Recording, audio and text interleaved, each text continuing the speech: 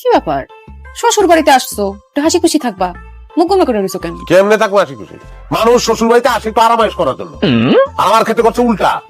শাড়িগুলার যন্ত্রণায় দুলা ভাই, হয়তো আমি না উচ্চারণ করতে না করতে আজ আচ্ছা তোরা এত রাতে করাইছিস কি করতে? দুলা ভাইয়ের কাছে একটা প্রস্তাব নিয়ে এসে আপা। কি প্রস্তাব? দুলা ভাই, ও আমার দুলা ভাই, চলো না সিনেমা দেখিতে কালি যাই, সিনেমার নাম নাকি তোমাকে চাই দুলা ভাই। খুব ভালো সিনেমা শেষ হয়ে গেছে, ঘরে যাও সিনেমা দেখতে ভালো লাগছে।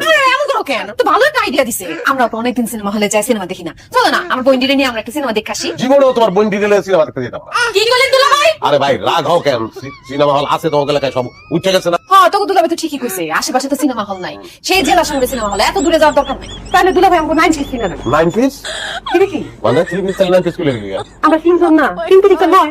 এক পিস দাও ক্ষমতা আমার নাই, টাকা পয়সা আছে সব তো লয়ে গেছো, কেমনে দিব আমি? আচ্ছা দুলা ভাই বুঝছি আপনার কাছে টাকা নেই, তাহলে কাল কাম করে দোকানে নিয়ে চকলেট চানাচুর চিপস এগুলো খাবেন।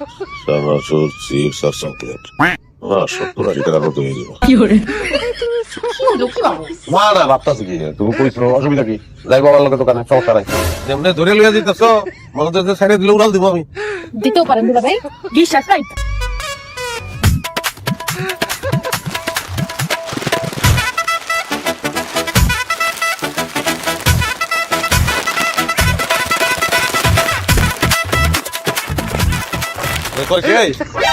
দেখছো অবস্থা, সিগারেট লইছো তোমরা? কি সিগারেট খাও নাকি?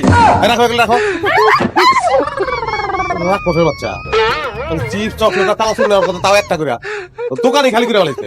জামাই 4200 টাকা বিল হইছে, টাকা রাখেন। কি কর না কোন 4200 টাকা? আরে জামাই তুমি আমাগো গ্রামের জামাই, সেই হিসাবে আমি তোমার কাছে বেশি লাভ করবো না, আমি পাইকারি রেডি করছি, দাও টাকাটা দাও। এটা কোনো কথা? 4200 টাকা